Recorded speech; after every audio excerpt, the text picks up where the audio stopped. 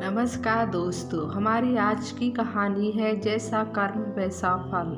प्रिया को आज 2 साल हो गए हैं अपने मम्मी पापा से मिले हुए। वो भारत से दूर विदेश में अपने पति के साथ ही रहती है। आज उसके पिता का जन्मदिन है और वह बहुत खुश थी कि वो अपने पिता से मिलेगी, उन्हें जन्मदिन की मुबारकबाद देगी, उन्हें सरप्राइज देगी। लेकिन बारिश होने लगती है और उसका मन उदास हो जाता है क्योंकि बारिश की वजह से सारी फ्लाइट लेट हो गई थी। लेकिन कुछ देर बाद जब बारिश बंद होती है तब प्रिया अपने पति के साथ भारत के लिए निकल पड़ती है। पिछले 2 महीने से वो अपने माँ पिताजी से बात नहीं कर पा रही थी। भाई को जो फोन करती तो भाई यही कहता कि माँ और पिताजी कहीं घूमने गए हैं, वो घर पर नहीं है, तुम चिंता ना करो, वो ठीक हैं। बस यही सुनने को मिलता है। इसी वजह से प्रिया और परेशान हो गई थी।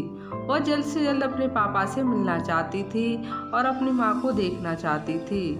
और रास्ते में आते समय वो अपने पुराने ख्यालों में, बचपन की यादों में खो जाती है। कैसे वहाँ अपने माँ पिताजी की लाडली बेटी थी। 2 भाई बहनों में प्रिया अपने मम्मी पापा का खूब ध्यान रखती, बहुत ही संस्कारी और चतुरान लड़की थी। जब प्रिया की कॉलेज की पढ़ाई खत्म होती है तो उसके मम्मी पापा ने उसकी शादी करने का फैसला किया। और जब लड़के वाले प्रिया को देखने आते हैं तो देखते ही तुरंत पसंद कर लेते हैं। अब प्रिया की शादी तय हो जाती है। शादी का दिन आता है, शादी भी खुशी खुशी धूमधाम से हो जाती है। प्रिया का पति सागर बहुत ही स्वभाव से अच्छा व्यक्ति था। शादी होने के बाद प्रिया अपने ससुराल चली जाती है। अब कुछ दिनों बाद सागर की विदेश में नौकरी लग जाती है, इसलिए वो विदेश चला जाता है। वो तो अपने साथ प्रिया को भी ले जाना चाहता था, लेकिन अभी उसका वीजा नहीं बन पाया था। कुछ समय था, इसलिए सागर अकेले ही विदेश चला जाता है। जब कुछ दिन बाद प्रिया का वीजा बन जाता है तब उसे अपने पति के पास जाना होता है और वो सोचती है कि विदेश जाने से पहले वो अपने मम्मी पापा से मिल लेती। अगर यहाँ पर रहती तो उनसे मिल लिया करती, लेकिन अब विदेश जाने के बाद कहाँ मिलना होगा। यह सोचकर प्रिया अपने घर मम्मी पापा से मिलने आती है। उन्हें देखकर फूट फूट कर रोने लगती है। तब उसके मम्मी पापा उसे समझाते हैं, बेटी तुम चिंता क्यों करती हो, तुम आराम से जाओ, हमारा ख्याल रखने के लिए तुम्हारे भैया और भाभी है ना। वैसे भी हम इतने बूढ़े थोड़ी हैं कि हम अपना ख्याल नहीं रख सकें। प्रिया के पापा प्रिया को खूब समझाते बुझाते और दिलासा देते हैं कि वह आराम से विदेश जा, उन्हें कोई तकलीफ नहीं होगी। प्रिया भारी मन से अपने मम्मी पापा से विदा लेती है और विदेश चली जाती है। प्रिया को 2 साल हो गए थे विदेश में, क्योंकि बीच में कोरोना हो गया था, इसलिए अपने देश आना जाना नहीं हो पा रहा था। अब प्रिया बहुत खुश थी कि 2 साल बाद अपने मम्मी पापा से मिलेगी, उन्हें देखेगी। घंटे का सफर तय करने के बाद प्रिया अपने देश अपने घर चली आती है। घर आती वो सबसे पहले अपने मम्मी पापा को ढूंढने लगती है, आवाज़ लगाने लगती है, भैया भाभी को पूछती है, लेकिन घर में उसे कोई नहीं दिखता। तब वो अपने नौकर से कहती है, रामू मम्मी पापा कहाँ हैं, भैया भाभी भी नहीं दिखाई दे रहे, वैसे लोग कहीं गए हैं क्या। तब नौकर ने कहा, जी दीदी, बड़े और बड़े मालकिन कहीं बाहर घूमने के लिए कुछ दिनों के लिए गए हैं और छोटे मालिक और छोटी मालकिन बाबू साहब के लिए मंदिर में पूजा करवाने गई हैं, आज उनका जन्मदिन है ना। यह सुनने के बाद प्रिया अपने पति से कहती है, सागर हम भी मंदिर चलते हैं, पापा के लिए कुछ पूजा अर्चना करवा लें। अब प्रिया अपने पति के साथ मंदिर चली जाती है, लेकिन मंदिर में उसे उसके भैया भाभी कहीं नहीं दिखते। फिर वो सोचती है, हो सकता है कहीं दूसरे मंदिर में गए होंगे। अब प्रिया के मन में ख्याल आता है, पापा की बड़ी इच्छा थी कि वो अपने जन्मदिन पर अनाथालय में अनाथ लोगों को कुछ कपड़े और गिफ्ट दे पाते हैं। यह सोचकर वो अपने पति से बातें करती है। उसका पति भी इस चीज़ के लिए तैयार हो जाता है। वो दोनों बाजार चले जाते हैं। बाजार से कुछ गिफ्ट और कुछ कपड़े खरीदने के बाद अनाथालय जाते हैं और वहाँ के लोगों को कपड़े, मिठाइयाँ, गिफ्ट सारी चीज़ देते हैं और वो लोग प्रिया के पापा को ढेर सारी शुभकामनाएं, आशीर्वाद देते हैं। प्रिया खुश थी क्योंकि आज उसके पापा का जन्मदिन था और दुखी इसलिए थी क्योंकि अगर पापा उसके साथ होते तो खुद यह सारी चीज़ वृद्धाश्रम और अनाथ लोगों को बांटते तो कितना अच्छा होता। अब यह सारे काम निपटाने के बाद प्रिया अपने पति के साथ घर वापस आने लगती है। वृद्धाश्रम के कुछ ही दूरी पर प्रिया को अपने मम्मी पापा की झलक दिखाई देती है। वो अपने पति से कहती है, सागर गाड़ी जरा पीछे लीजिए। तो मैं अभी अपने मम्मी पापा को देखा, ऐसा लग रहा था जैसे वो रोड के किनारे बैठे हैं। कुछ देर बाद पीछे आने के बाद प्रिया अपनी मम्मी पापा को देखती है। वो देखी उसके मम्मी पापा फटे हाल में हैं, फटे पुराने कपड़े पहने हैं, मैले कुचैले कपड़े पहने हैं। यह देखकर वो बहुत रोती है और उनके गले लग जाती है। कहती है, मम्मी पापा यह कैसे हो गया? आप लोग इस हालत में क्या हो गया? मेरा दिल बैठा जा रहा है, बताइए। वो बेटी अपने पिता को देखकर जोर जोर से रोने लगती है। उसका दिल चीखने लगता है, उसके आंखों से आंसुओं का सैलाब निकलने लगता है। अपनी बेटी को अपने सामने देखकर वो दोनों माता पिता अपनी बेटी से लिपटकर रोने लगते हैं। प्रिया कुछ आम आया, हालत कैसी हो गई आप लोगों की? आप लोग यहाँ पर कैसे? तब उसकी माँ कहती है, क्या बताऊँ बेटा, तुम्हारी शादी हो जाने के बाद तुम्हारे पापा का भी रिटायरमेंट हो गया और वो रिटायर हो गए और घर पर ही बैठ गए। तेरी भाभी हमें ताने सुनाने लगी, हमें बुरा भला कहने लगी और तेरा भाई भी उसकी धीरे धीरे उसकी बातों में आने लगा और वो भी हमें रोज ताने सुनाता। हम उस पर बोझ बन गए, वो हमें बोझ समझने लगा।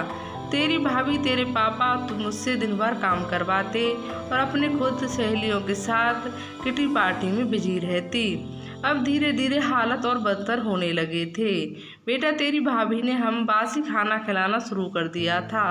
जब हम कभी चोरी छुपे ताज़ा खाना ले लेते तो वो देख जाती तो अब हमारे हाथों से छीन लिया करती।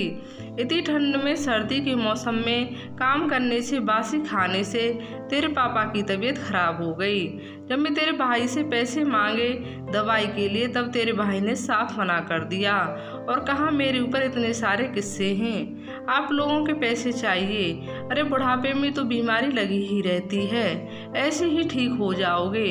आप लोग, मेरे पास इतने फालतू पैसे नहीं हैं, जाइए यहाँ से और मुझे परेशान मत कीजिए। बेटा, तेरे भाई ने ये शब्द मुझसे कहा और मुझे पैसे नहीं दिए। किसी तरह तेरे पापा ने अपने आप को संभाला। फिर कुछ दिनों बाद तेरे पापा को कोरोना हो गया। अब यह देखते हुए तेरे भाई भाभी ने हम दोनों को घर से बाहर निकाल दिया। अब इस कोरोना की हालत में बीमार तेरे पापा को लेकर मैं कहाँ कहाँ नहीं भटकी। मेरे पास पैसे नहीं थे, मैंने अपने हाथों की सोने की चूड़ियाँ, गले का मंगलसूत्र, कान का कुंडल बेच दिया। बेटा, उसी से तेरे पापा का मैंने दवाई किया और वो ठीक हो गए। बीमारी के कारण हम दोनों बहुत ही कमज़ोर हो गए थे और साथ ही हमें कोई नौकरी नहीं दे रहा था, काम नहीं दे रहा था। मजबूरी में आकर हमें भीख मांगना पड़ा। बेटा, एक बेटे के होते हुए भी हम लोग भिखारी बन गए। यह बात सुनते ही वो बेटी अपने मम्मी पापा को अपने सीने से लगा लेती है और कहती है, पापा आप अपने घर चलिए, वो आपका घर है, उस घर में आपकी यादें बसी हैं। आपने अपनी मेहनत की कमाई से, अपने खून पसीने से अपने घर को खड़ा किया है, घर को बनाया है। आपकी जगह यहाँ नहीं, आपकी जगह आपके घर में है। मैं भी देखती हूँ कौन आपको आपके घर से निकालता है।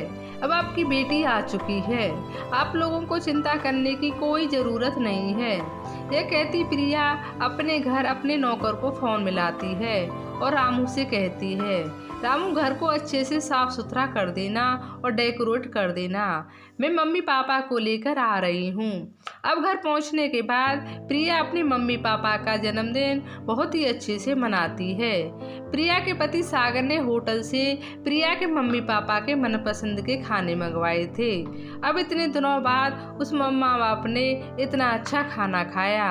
अपनी बेटी और दामाद का प्यार देखकर वह माँ बाप अपने बच्चों को गले से लगा लेते हैं। अब इतना समय होने के बाद भी प्रिया का भाभी, उसकी भाभी घर वापस नहीं आते हैं। शाम से रात हो जाती है, तब जाकर उसके भाई और भाभी लड़खड़ाते हुए कदमों से घर के अंदर आते हैं और वो प्रिया के मम्मी पापा को घर में देखकर भड़क जाते हैं और कहते हैं, आप लोगों की हिम्मत कैसे हुई मेरे घर में आने की? कौन लेके आया आपके घर में? तब प्रिया कहती है, मैं लेकर आई हूँ। प्रिया का भाई बोला, अभी के अभी तुरंत निकालिए हमारे घर से। इस पर प्रिया भी गुस्से में आ गई। उसने कहा, मैं भी देखती हूँ मेरे मम्मी पापा को उनके घर से कौन निकालता है। ये मेरे माँ बाप का घर है, तुम्हारा नहीं। तुमने नहीं बनाया इस घर को, मेरे माँ बाप ने बनाया है। अभी भी यह घर मेरे माँ बाप के नाम पर है, तुम्हारा कुछ नहीं है इसमें। और यह भी सुन लो, मम्मी पापा ने तुम्हें अपनी वसीयत से बेदखल कर दिया है। क्या है? इतनी बातें ही हो रही थी कि प्रिया की भाभी तुरंत बोल पड़ती है, आप लोग इस घर से निकलिए, नहीं तो पहले की तरह ही घर से बाहर फेंकवा दूंगी। अब प्रिया का गुस्सा 7वें आसान पर चढ़ जाता है।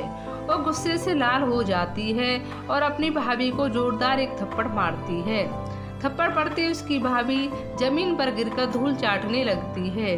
प्रिया कहती है, आप लोग अपनी औकात में आ जाइए और अभी के अभी अपना सारा सामान, अपना सारा बोरिया बिस्तर बांध दिए और घर से निकल जाएं। इस घर में आप लोगों का कोई हक नहीं है। प्रिया के पापा ने कहा कि बेटे, तुम्हें अपनी जायदाद से बेदखल कर दिया है, अब मैं चाहता हूँ तुम मेरे घर में ना रहो। यह बात सुनते ही प्रिया का भाई रवि अपने पापा के पैरों में गिर जाता है, माफ़ी मांगने लगता है। कहता है, पापा मुझसे गलती हो गई, मुझे घर से बाहर ना निकालें, मुझे जायदाद से बेदखल ना करें। लेकिन अब उस पिता का मन अपने बच्चों से हट चुका था। वह देख चुका था कि बहू और बेटे ने उसके साथ कैसा व्यवहार किया। अब उसके पिता ने भी अपने बच्चों को ठुकरा दिया और कहा, मैं समझूंगा मेरा कोई बेटा नहीं है, मेरी एक बेटी ही है प्रिया। प्रिया अपने पति से कहकर अपने भाई भाभी को घर से बाहर निकलवा देती है। उनका सही औकात दिखाई है। उस तरह प्रिया के भाई और भाभी को उनके कर्मों का फल मिला। उन्होंने जैसा किया वैसा मिला, जैसा बोओगे वैसा काटोगे। जब प्रिया अपने मम्मी पापा के साथ कुछ दिनों तक उनके साथ रहती है और जाने से पहले अपनी माँ और पिताजी से कहती है, मम्मी आप मेरे साथ चलिए।